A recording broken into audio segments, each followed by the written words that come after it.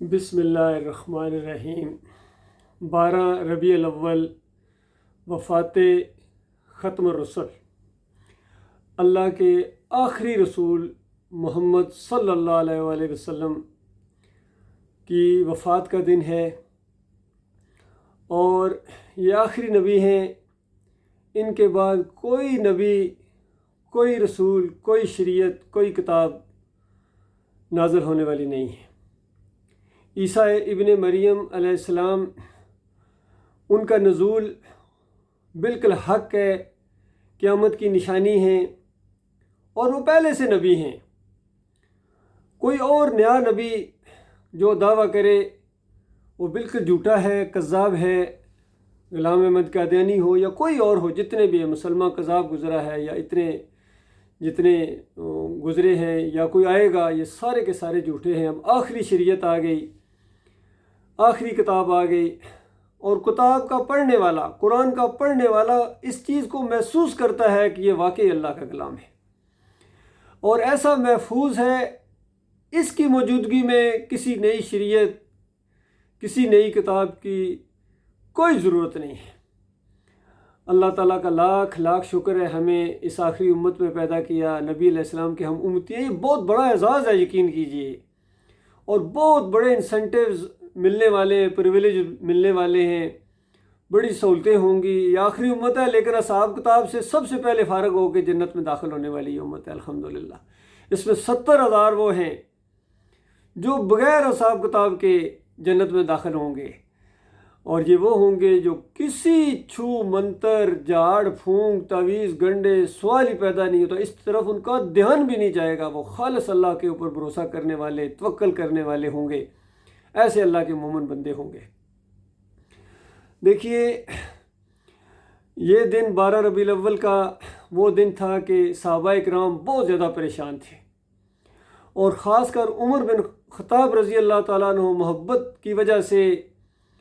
بہت ہی زیادہ بے قابو ہو کر ان کے منہ سے یہ نکل گیا، اور قسم کھا بیٹھے کہ جس نے کہا کہ نبی صلی اللہ علیہ وآلہ وسلم وفات پا گئے ہیں، اس کے سر کی خیر نہیں، تلوار نکال لی۔ اور وجہ یہ تھی کہ کچھ منافقین کے چہرے پر مسکراہٹ آئی تھی، چونکہ وہ دعائیں بھی مانگا کرتے تھے کہ یہ راستے سے ہٹ جائیں، اور جب یہ معاملہ پیش آیا تو کچھ مسکراہٹ اور خوشی کے آثار محسوس ہوئے۔ تو عمر بن خطاب نے ان کے لیے اصل میں، اور پھر ابو بکر صدیق رضی اللہ تعالیٰ عنہ جب آئے،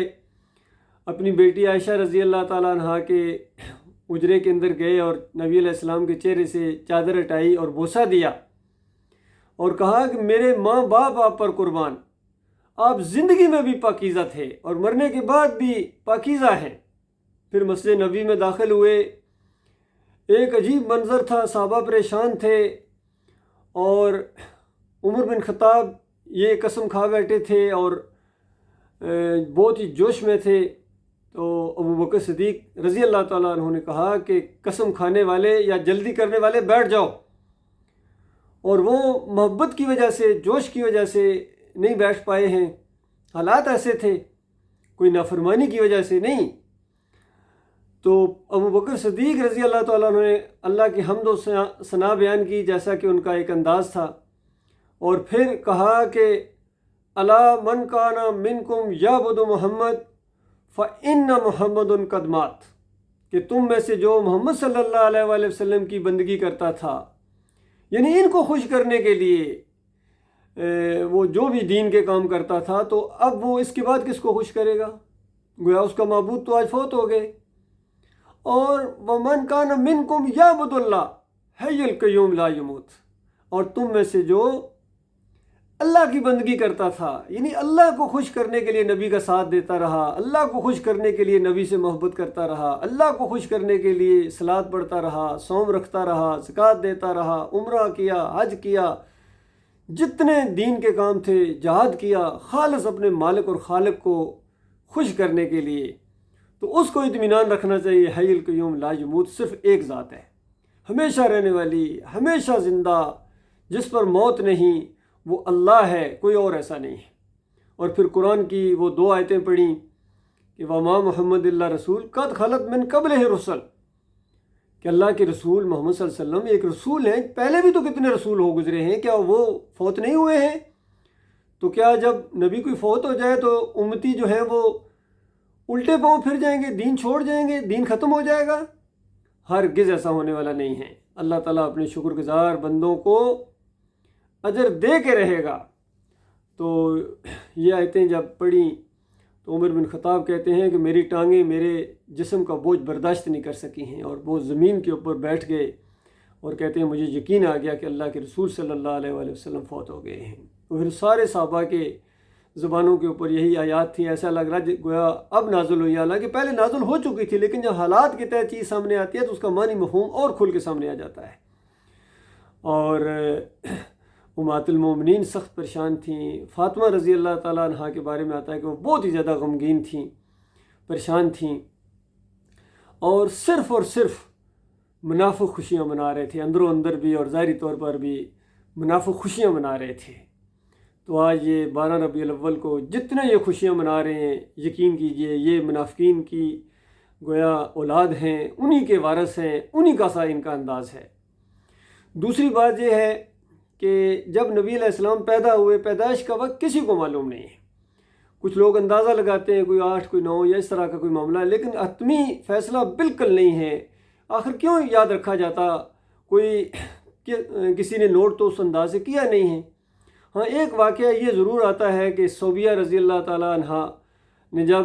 ابو لہب کو یہ خوشخبری سنائی کہ آپ کے مرے ہوئے بھائی عبداللہ کے گھر میں بیٹا پیدا ہوا ہے، کیونکہ نبی علیہ السلام یتیم پیدا ہوئے تھے، آپ کی پیدائش سے پہلے ہی آپ کے والد فوت ہو گئے تھے، تو اس طریقے سے جب بیٹا پیدا ہوا عبداللہ کے گھر میں تو صوبیہ نے آگے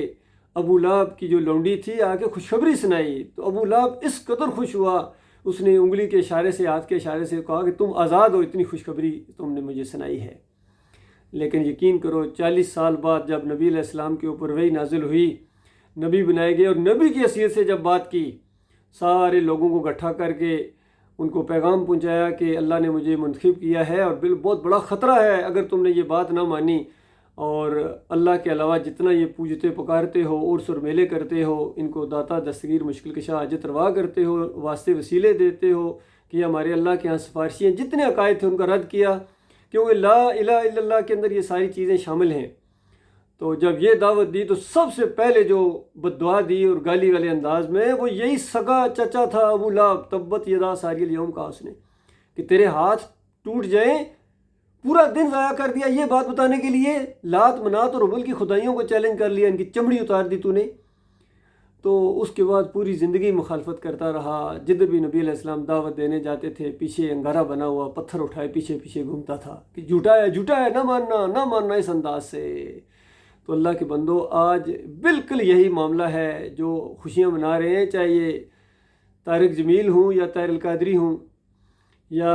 عمران خان ہوں یا جتنے بھی ہیں سارے سیاسی لیڈر ہوں، جتنے بھی ہیں آج محبت کا دعویٰ کرنے والے نام نہاد عاشق رسول، ان کے سامنے اگر نبی صلی اللہ علیہ وآلہ وسلم کی بات رکھی جائے، نبوت کا پیغام رکھا جائے کہ نبی علیہ السلام نے فرمایا قبروں کو کچا رکھو، نبی علیہ السلام نے فرمایا اس کے اوپر گنبد نہ بنے، مزار نہ بنے، عرس اور میلے نہ ہوں، چراغاں نہ ہوں، اور نبی علیہ السلام نے فرمایا کہ اذان کے لیے مؤذن اس کو رکھو جو اجرت نہ لے، پیسے نہ لے، تنخواہ نہ لے۔ تو امام کی اجرت بھی اسی طریقے سے قرآن و حدیث کی روشنی میں حرام ہے۔ ابو نفا رحمۃ اللہ علیہ کا بھی فتویٰ ہے علماء میں سے، یعنی کہ یہ جو مؤذن اذان دے کے پیسے لے، اگر یا امام امامت کے پیسے لے، یا کوئی فقہ اور حدیث کا کوئی عالم دین ہے وہ پڑھاتا ہے اور اس کے پیسے لیتا ہے، ظاہر بات وقت تو لگے گا، تو اس کے پیسے اگر لیتا ہے تو یہ ناجائز لیتا ہے، حرام لیتا ہے۔ اور ان کے دونوں شاگردوں نے آگے مزید اس کو بڑھایا کہ ہمارے استاد نے یہ جو ناجائز کہا ہے یہ اس طرح ناجائز اور حرام ہے، جس طرح ایک بازاری عورت اپنے جسم کو فروش کر کے جو پیسہ لیتی ہے جتنا وہ حرام ہوتا ہے، اسی طرح کا یہ عالم دین کا جو کمائی کا ہے یہ حرام ہے اور ناجائز ہے۔ سورے لے رہے ہیں، بریلوی ہوں وہ لے رہے ہیں، دیوبندی لے رہے ہیں، اہل حدیث لے رہے ہیں، اور خوش ہیں کہ آگے جا کے بھی اجر ملے گا۔ تھوڑا صبر کرو، مرنے کے ساتھ تمہیں پتہ چلے گا کہ تمہارے ساتھ کیا ہونے والا ہے۔ اللہ تعالیٰ غور و فکر کرنے کی توفیق عطا فرمائے۔ یہ 12 ربیع الاول نبی علیہ السلام کی وفات کا دن ہے، پیدائش کا نہیں۔ پیدائش کا دن کسی کو معلوم نہیں ہے۔ یہ بالکل متفق علیہ بات ہے۔ اللہ تعالیٰ غور و فکر کرنے کی اور نبی علیہ السلام کی سنت کے اوپر چلنے کی، آپ کے عمل جو کیا ہے، جو کہا ہے، جو حکم دیے ہیں، جن چیزوں سے منع کیا اس کے اوپر عمل کرنے کے اللہ تعالیٰ توفیق عطا فرمائے۔ یہ ہے نبی علیہ السلام کا ماننا، جو ہر صلات کے اندر ہم اللہ سے دعائیں مانگتے ہیں عہد و پیمان کرنے کے بعد کہ ایاک نعبد و ایاک نستعین، اے اللہ صرف تیری عبادت کرتے رہیں گے، صرف تجھ سے مدد مانگتے رہیں گے، کوئی واسطہ وسیلہ نہیں ہے درمیان میں۔ اور پھر کہتے ہیں اہدنا الصراط المستقیم، یا اللہ سیدھا راستہ، صراط مستقیم مالک دکھا دے، صراط الذین انعمت علیہم، ان لوگوں کا راستہ جن پر تو نے انعام کیا۔ تو اللہ کے بندو قرآن میں آ گیا انعام کن لوگوں کے اوپر اللہ تعالیٰ نے کیا، انبیاء ہیں، صدیقین ہیں، شہداء ہیں، صالحین ہیں۔ ان لوگوں کے راستے پر چلو، ان کو پوجنا پکارنا نہیں ہے۔ یہ پہلی مشرک قوم جو گزری ہے، جن کو نوح علیہ السلام 950 سال سمجھاتے رہے، وہ 5 تن پاک کی پجاری تھی، ان کے بھی 5 تھے۔ اور دیکھیے پہلی مشرک قوم 5 اولیاء اللہ کی پرستش اور بندگی میں لگی ہوئی تھی، اور سورہ نوح کے اندر ان کے نام آئے ہیں۔ اور آخری مشرک قوم ہے، یہ بھی 5 تن پاک کی پجاری ہے۔ دیکھیں کیسا معاملہ ہے، ایک ہی معاملہ، کوئی تبدیلی نہیں آئی ہے۔ اندازہ لگائیے پہلی قوم کے اندر اور آخری قوم کے اندر، اور دعوت بھی پہلی قوم کو جو دعوت تھی صبح شام دعوت تھی، آخری قوم کو بھی وہی دعوت ہے، صبح شام دعوت ہے، ہر وقت کی دعوت ہے۔ مجمع میں ہو تو یہی دعوت ہے، لاؤڈ سپیکر میں موقع ملے بولنے کا یہی دعوت ہے، میگا فون کے ذریعے چھت پر چڑھ کے اعلان کیا یہی دعوت ہے، بازاروں میں، ٹرینوں میں، بسوں میں، یا انفرادی طور پر کسی سے بات ہوئی ہے تو یہی بات ہے کہ بھائیو الہکم الہ واحد لا الہ الا هو الرحمن الرحیم، تمہارا مالک، تمہارا داتا، تمہارا دستگیر ایک اللہ ہے، ایک معبود ہے، اس کے علاوہ کسی اور کو مدد کے لیے نہ پکارنا۔ جنہوں نے اس راستے پر چلایا ہے تمہیں کہ اللہ کے بندوں کو پکارنا، یہ اللہ ہی کو پکارنا ہے، اللہ کے بندوں کے سجدے یہ اللہ ہی کو سجدے ہیں، پھر واسطے ہیں، پھر وسیلے ہیں، چاہے محمود الحسن ہوں، شبیر احمد عثمانی ہوں، اعلیٰ حضرت ہوں یا ابو الاعلیٰ حضرت ہوں، جتنے بھی ہیں، یا ڈاکٹر اسرار ہوں جو وحدت الوجود کے بھی قائل رہے ہیں، اسی کی وکالت کرتے رہے ہیں، چاہے علی انجینئر ہوں کہ شرک کرنے والوں کو کہتا ہے میں اپنا امام مانتا ہوں، ان کے پیچھے نمازیں پڑھتا ہوں، اور کہتا ہے جنت میں اللہ تعالیٰ مومنوں کو چھوٹے چھوٹے منی گارڈ اللہ بنا دے گا۔ اندازہ اس قدر اس کو اللہ بننے کا شوق ہے، اور جس کو اللہ بننے کا شوق ہوا، چاہے منی سے ہی تھوڑا سا ہلکا سا چھوٹے اللہ میاں بننے کا شوق ہے، اس کی سزا اللہ نے جہنم کی آگ تیار کر کے رکھی ہوئی ہے۔ اللہ کے بندو، میں آپ کا بھائی ہوں، میں آپ کا خیر خواہ ہوں، اور میں کوئی مولوی نہیں ہوں، میں کوئی پیر نہیں ہوں، میں کوئی تمہارا سیاسی لیڈر نہیں ہوں، مجھے تمہاری آخرت کی فکر ہے، دنیا بھی اسی سے بنے گی اور آخرت بھی اسی سے بنے گی۔ وقول قولی ھذا استغفر اللہ لی ولکم ولسائر المسلمین۔